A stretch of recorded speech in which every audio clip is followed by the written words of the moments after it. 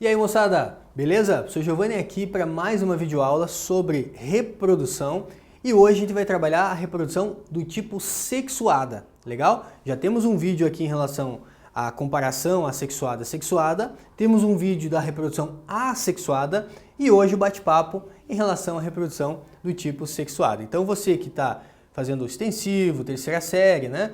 Um assunto bem importante aí para o seu vestibular, para a sua preparação nesse ano aí. Beleza? Então, aula de número 3. Bora lá então, gente. Reprodução sexuada. É importante você saber que é uma reprodução que tem lá a participação de gametas, certo? Tem a participação de gametas, né? Então, uma reprodução sexuada é uma reprodução que tem participação de gametas, tem gasto energético elevado, porque eu preciso encontrar um parceiro sexual, certo? Eu não consigo reproduzir ele sozinho, então precisa de um parceiro sexual. É um processo que confere a variabilidade genética, certo? E principalmente em momentos de instabilidade é um processo interessante. Então nós temos aqui as gônadas. Quando a gente fala de gônadas, eu tenho a gônada masculina, que são os testículos, certo? Lembrando que os testículos eles ficam lá na bolsa escrotal, e isso é importante, tá, galera? Porque a temperatura do testículo, ela é geralmente em torno de 2 graus abaixo, né, da temperatura corporal. E isso é importante para manter a qualidade dos espermatozoides, certo? Temos aqui a gônada feminina, que são os ovários. Então temos aqui 2 ovários, tá? Então 2 ovários, 2 testículos, certo? São as gônadas masculina e feminina. Alguns organismos, como é o caso aí, né, do caramujo, coloquei para vocês aqui, nós temos, né, gastrópodes, por exemplo, tem uma glândula hermafrodita. E essa glândula hermafrodita nós chamamos de ovotestes. Então se alguma questão falar de ovotestes, o que é um ovoteste, professor? É uma gônada mista. É uma gônada que ela é hermafrodita, ou seja, ela tem as duas estruturas. Isso acontece, isso é muito característico em gastrópodes. Professor, na espécie humana pode acontecer isso? Até pode acontecer, tá, gente? É muito raro acontecer de ter uma gônada mista. Eles chamam, né, que isso pode acontecer ali por disgenesia, né? Disnesia ou digenesia. Aqui, então, é algo muito raro. Mais característico, se alguma questão falar de ovoteste, provavelmente eles vão falar aí de gastrópodes, tá? Então, vamos lá. Tem a participação de gametas, então pensando nos animais, nós temos aqui o espermatozoide. O espermatozoide tem lá uma cabeça. Nessa cabeça do espermatozoide tem uma região aqui, gente, chamada de acrossoma, é onde ficam as enzimas responsáveis pela penetração desse espermatozoide no óvulo, né? Nesse gameta feminino que é o óvulo.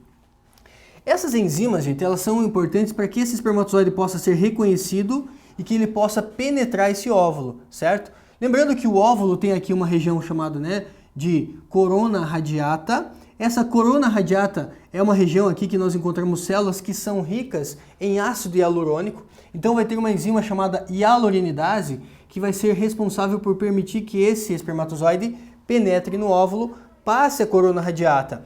E aí vem aqui a zona pelúcida. A zona pelúcida também precisa ser penetrada, então tem uma enzima importante aqui chamada de espermiolisina, que permite que esse espermatozoide passe também pela zona pelúcida. Uma vez que esse espermatozoide fecunda, né, esse óvulo, uma vez que ele perfura a zona pelúcida, cria ali uma região chamada de barreira de fecundação, não permitindo que outro espermatozoide entre, certo? Então a zona pelúcida, uma vez que ela foi penetrada, forma-se aqui uma barreira de fecundação que não deixa que outros espermatozoides entrem, certo? No caso do espermatozoide, temos aqui então, né, a cabeça, onde vai ter ali o núcleo com 23 cromossomos do pai, né? Temos aqui o óvulo com 23 cromossomos da mãe. As mitocôndrias ficam aqui numa região chamada de colo, certo? Uma região chamada de colo ou região intermediária. E aí vem uma cauda, essa cauda também chamada de flagelo, certo? E no caso do óvulo, a gente chama genericamente de óvulo, né? Mas o verdadeiro gameta feminino é uma célula chamada de ovócito 2, assunto que a gente vai ver lá na gametogênese. Legal? Bora lá então. Nós temos duas situações aí para conversar agora. O que é uma monospermia e o que é uma polispermia? Galera, normalmente, na espécie humana, né? Vamos falar aqui de espécie humana, normalmente você vai ter aqui o quê? O espermatozoide tem 23 cromossomos. O óvulo tem 23 cromossomos, formando um indivíduo diploide com 46 cromossomos. Então a gente diz que esse indivíduo é diploide, é 2N, certo? Um espermatozoide, um óvulo. Isso é monospermia. É isso que a gente espera que aconteça, certo? Isso seria o normal. Legal? Agora, eventualmente pode acontecer uma polispermia. Poli quer dizer muitos, mais de um espermatozoide fecundar esse óvulo. Cara, se mais de um espermatozoide fecundar esse óvulo, o que vai acontecer, galera? Se 2 espermatozoides entrarem no óvulo, o óvulo tem um núcleo com quantos cromossomos? 23. Entra um espermatozoide, 46. Entra outro espermatozoide, mais 23 cromossomos, 69. Forma um indivíduo triploide. Cara, não existe isso na espécie humana, tá, gente? Geralmente, um cromossomo a mais, um cromossomo a menos já é problema. Agora, imagina, né, um genoma inteiro a mais, um lote inteiro a mais. É inviável na espécie humana. Isso até vai ser viável, tá, gente, em caso de plantas. Quando você estuda lá o ciclo das angiospermas, que forma lá o endosperma triploide, por exemplo, aí é possível. Mas nos animais, de modo geral, né, essa polispermia é inviável. Ela vai formar o que nós chamamos de anomalia genética do tipo euploidias, tá? Ou seja, forma aqui organismos que são triploide, tetraploide e assim sucessivamente. Show? Na sequência, veja, aqui, né, a gente tem lá o gameta feminino, que é chamado genericamente de óvulo. Aqui, uma vez que ele foi penetrado por um espermatozoide, nós temos aqui o pronúcleo feminino com 23 cromossomos, o pronúcleo masculino também com 23 cromossomos. Essa fusão de núcleos, tá, gente? Essa fusão de núcleos aqui, ó, nós chamamos isso de cariogamia. Anota aí, por gentileza. Cário quer dizer núcleo, gamia quer dizer o quê? A fusão do núcleo dos gametas. Então, eu chamo esse evento aqui de fusão de pronúcleos de cariogamia, né? Fusão de núcleos. Posso chamar também de anfimixia. Galera, o prefixo anfi quer dizer duplo, tá? Mix quer dizer o quê? Quer dizer que eles estão se misturando, daria para falar a grosso modo assim, né? Uma mistura, uma fusão do pronúcleo masculino com o pronúcleo feminino. Então, professor, o que é anfimixia? Aparecendo uma questão lá, anfimixia. Anfimixia é a fusão do pronúcleo masculino com o pronúcleo feminino. Certo, gente? E aí forma aqui o zigoto. Forma aqui você, né? Em algum momento da sua vida, você foi uma única célula chamada de célula-ovo ou zigoto. Cara, por que a gente chama de zigoto? Porque o prefixo zig, do latim, quer dizer par. Par de quem, professor? Par, fusão de núcleos, né? Aconteceu uma fusão de núcleos. Eu tenho um par de núcleos que se fundiram. Isso forma um zigoto, certo? Olha que imagem bonita essa, né? Mostrando pra gente aqui uma fusão de núcleos. Então aqui mostrei de uma maneira representativa e aqui você vê, né, uma imagem linda aí mostrando exatamente o momento da fusão de núcleos ali, masculino e feminino. Legal? Então anfimixia ou cariogamia. Quando a gente fala de reprodução sexuada, a gente pode dividir assim, ela é agâmica. Agâmica quer dizer que não tem participação de gametas. Então veja, de modo geral a gente diz que uma reprodução sexuada é aquela que tem a participação de gametas. Mas espera lá, professor, tem reprodução sexuada que não tem participação de gametas? Tem, o que a gente chama de casos especiais, que é assunto aí da última aula desse capítulo, certo? A reprodução agâmica, nós temos aqui, por exemplo, gente, lá na conjugação bacteriana, onde uma bactéria doa o seu material genético para outra bactéria. Isso é um processo sem a participação de gametas. Veja, a bactéria não forma gametas, certo? Mas ela pode transferir o seu plasmídio para outra bactéria. Então ela transfere o seu plasmídio. Temos um caso especial aqui também, porque não nasce ninguém aqui. Então, 2 bactérias se reproduzindo de maneira sexuada, mas não nasce ninguém. Certo? O que acontece é que uma bactéria ela muda o seu material genético porque ela recebe um plasmídio da outra bactéria. Então é um processo especial. Essa reprodução agâmica também pode acontecer em protozoários, certo? Protozoários ali podem transferir o quê? Trocar o seu micronúcleo. Então quando você estuda lá o reino protista e o professor fala para vocês sobre a reprodução sexuada ali de protistas, ele vai falar que protozoários podem trocar micronúcleos. Certo? Esse é um processo agâmico, então veja, não tem troca de gametas, mas tem transferência, no caso das bactérias, e troca de material genético, no caso dos protozoários. Legal? Mas o que nos interessa está aqui, ó, uma reprodução sexuada do tipo gâmica é aquela que tem a participação de gametas. Os gametas podem ser iguais, a gente chama de isogâmica ou homogâmica, quando os gametas eles são morfologicamente iguais. É raro isso, tá, gente? Gameta morfologicamente igual, não é o nosso caso, né? O espermatozoide é muito diferente do óvulo. Mas em algumas algas você pode ter gametas que são iguais, certo? O que normalmente é o mais comum é uma reprodução sexuada do tipo gâmica com a participação de gametas. A gente chama de anisogâmica ou heterogâmica, quando os gametas são diferentes. Ah, professor, dá um exemplo, é o nosso caso. O espermatozoide é muito menor, é bem diferente em relação ao óvulo. O espermatozoide é menor, tem flagelo, né? O óvulo é muito maior, tem muito mais citoplasma, não tem flagelo, certo?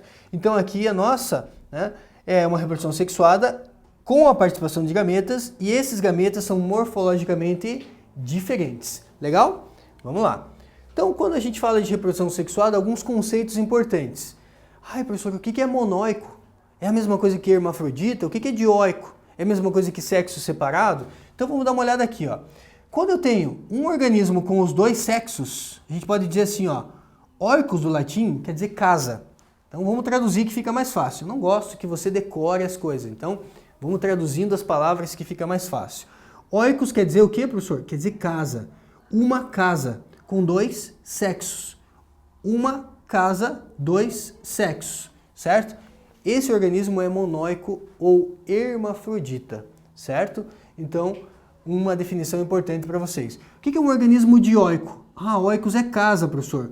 Oikos é casa. Duas casas. Duas casas, cada casa com o seu sexo.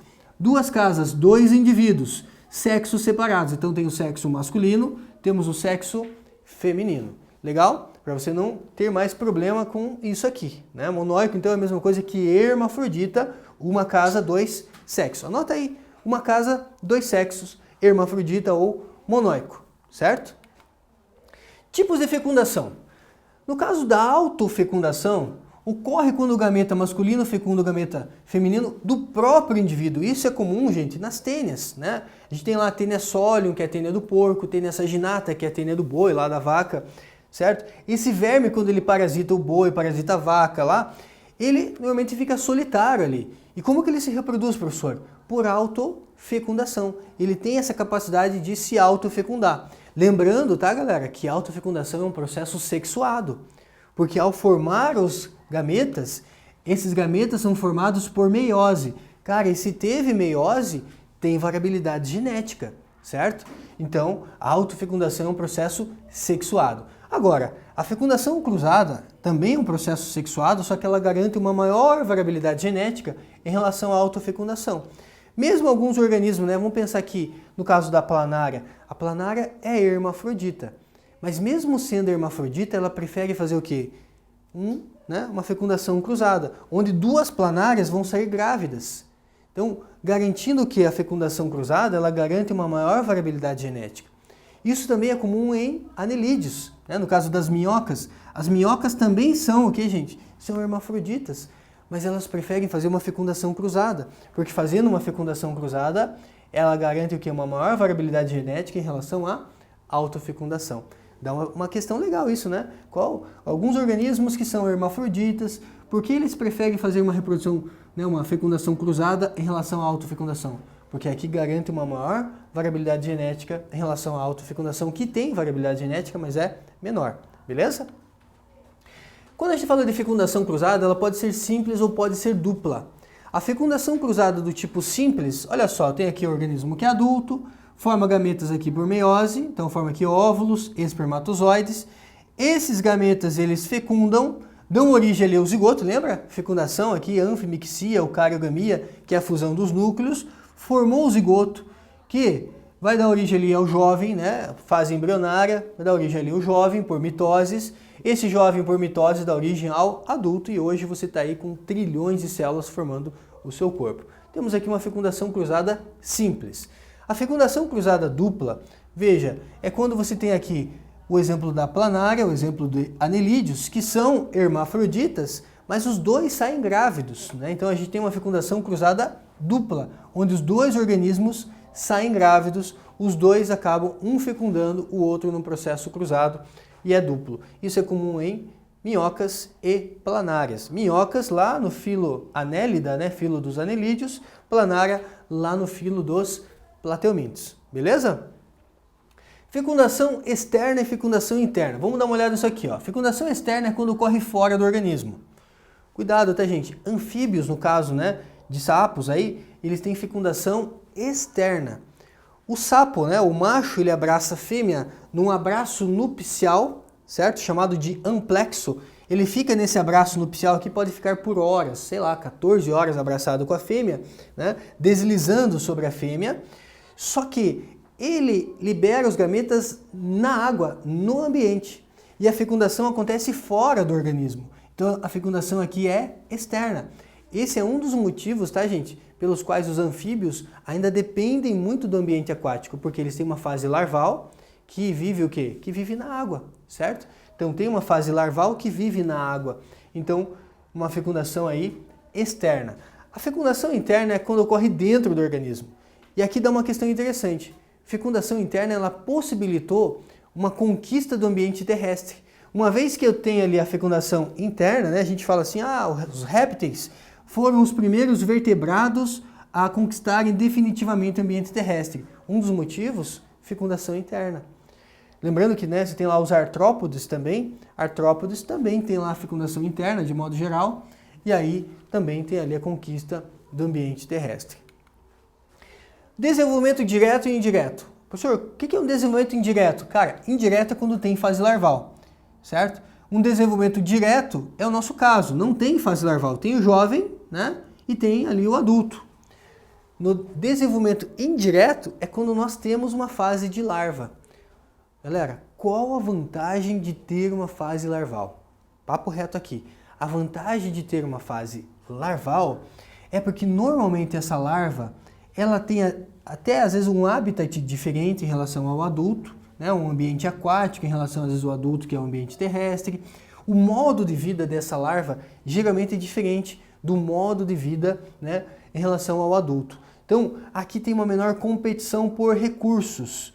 Então, você vai dizer, professor, é vantagem ter fase larval? Sim, é vantagem. Qual a vantagem? Que o indivíduo jovem, a fase de larva, não compete com a fase adulta.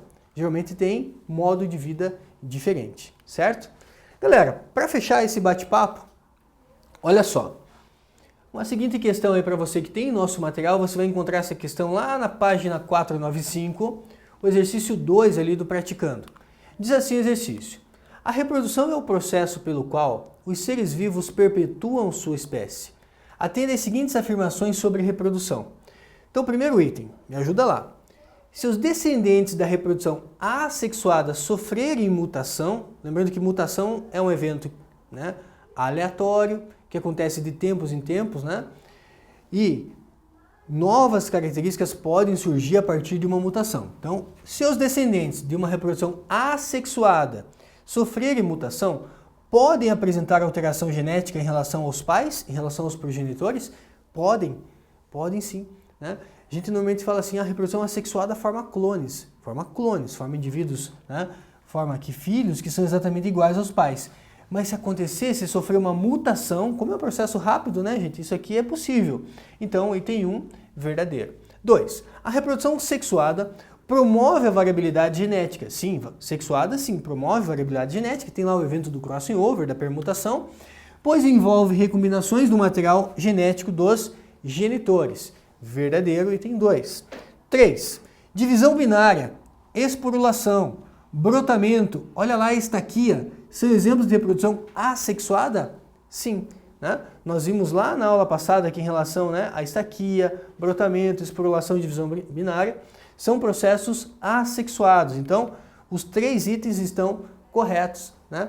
Nós fechamos assim mais uma videoaula. Então, deixa seu comentário aqui, gente. Se você tiver alguma dúvida, vamos interagir, vamos garantir aí o seu aprendizado de maneira segura, né, nesse momento, né, de pandemia mundial. Legal? Então, até a próxima aula, que a gente vai trabalhar os tipos especiais de reprodução. Legal? Tchau, um grande abraço.